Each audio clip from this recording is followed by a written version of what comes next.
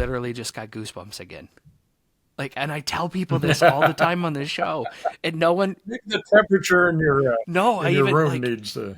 I'm serious. It just happens all the like when you know that you're on point. You're like Right. doing the things for the Yes. right reasons, and you get like Yep.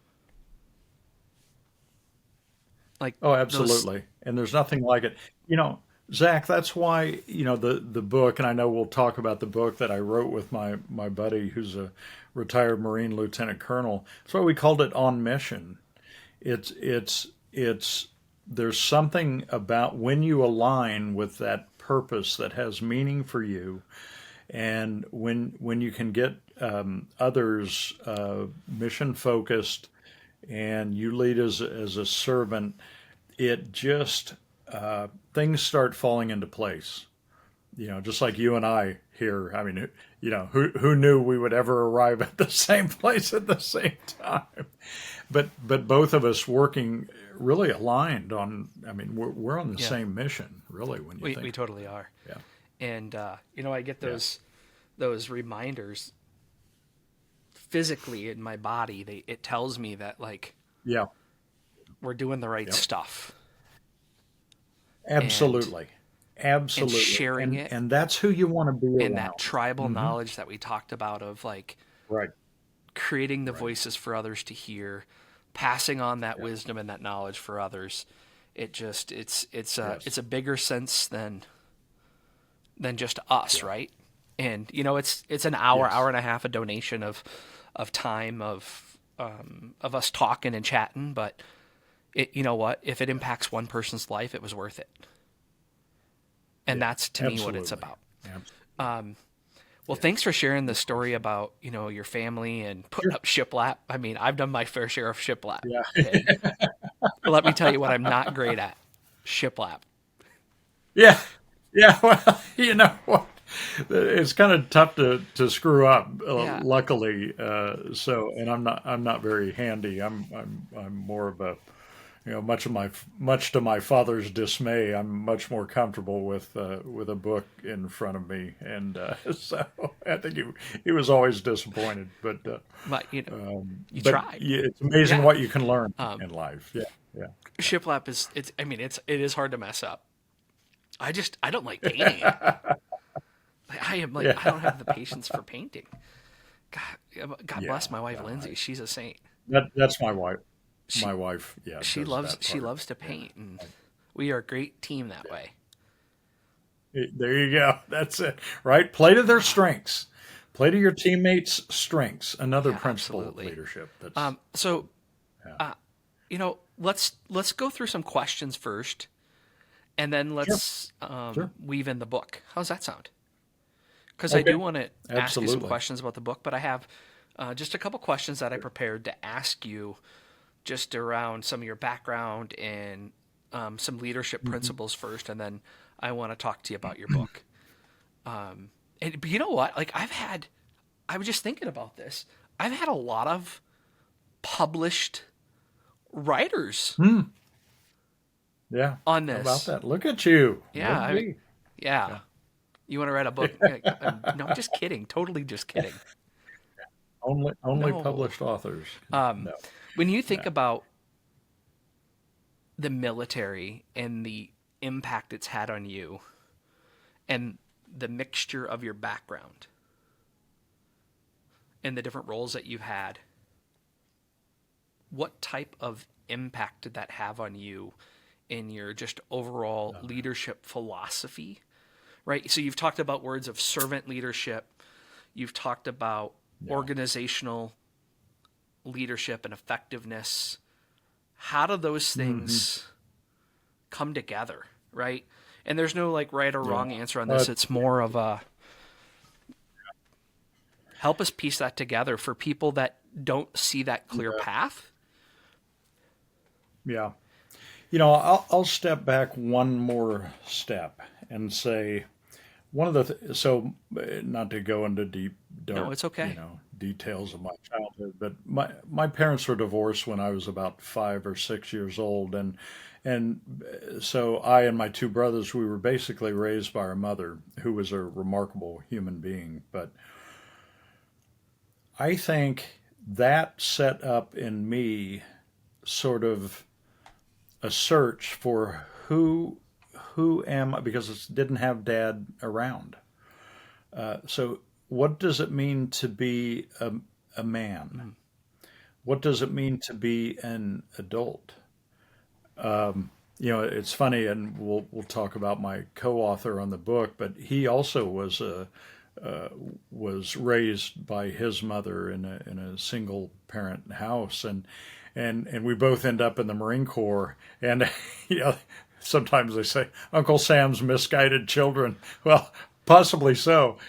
I know a lot of Marines who came from backgrounds that were less than perfect, and you're kind of going to school on and figuring out who am I and what does it mean to be a fully formed human being, which I think, quite frankly, is the learning journey for every leader.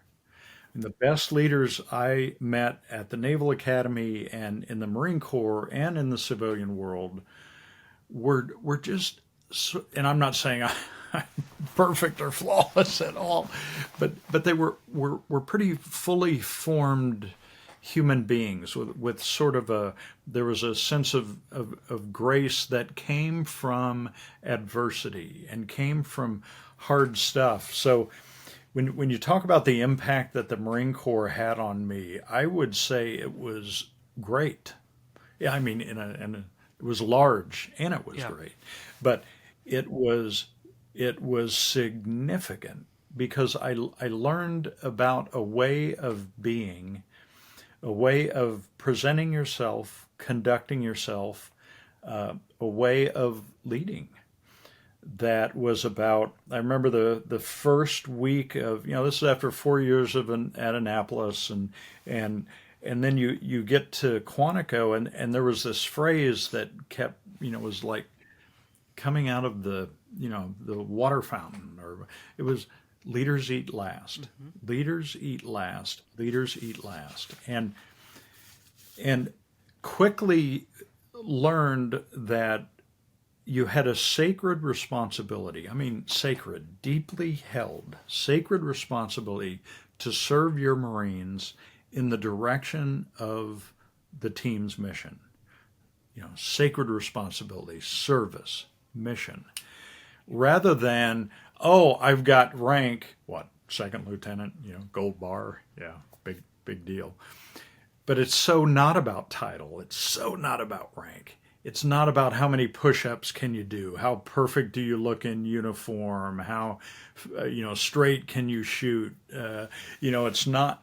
It turns out that it's about that verb, leaders lead. It's about service. And boy, I tell you what, that you talk about an idea that resonated with me. That just hit home. It was, wow, is that real? And it is, and it's universal. And if leadership is influence, and I think it is with a mission focus, there's a context, right? There's a team and a mission, but that's how we influence one another. I think at the highest level. And I saw this. I saw this amazing competence in these people that I was just compelled to follow. So certainly they knew their job, they knew what they were doing, they were competent, they were right capable, but they were also humble. And it was so not about them. Hey, let me show you how impressive I am. I'm the smartest guy in every room I enter. And boy, if I get that sense from somebody, I know they've still Yeah. got some learning to do. But out of that sense of humility comes the ability to serve others in the direction of a shared mission. And and here's another thing I learned, and this took a while, it it's just inescapable. Is you cannot lead without love. And it's not the soft and fuzzy, HR inappropriate No. stuff, it's not, no, but you cannot truly serve another human being with humility in the direction of a shared mission unless somewhere, you don't have to say the L word, right? You don't have to walk around, I love you, man, no, but you've got to care enough about them, their well being, their performance, and their growth to do the things that leaders do. And I've just had some remarkable leaders across my time in the Marine Corps and a couple of good ones in the civilian side. They tend to be a little more rare. I'm not, hope that's not too, I'm not trying to be too No. damning.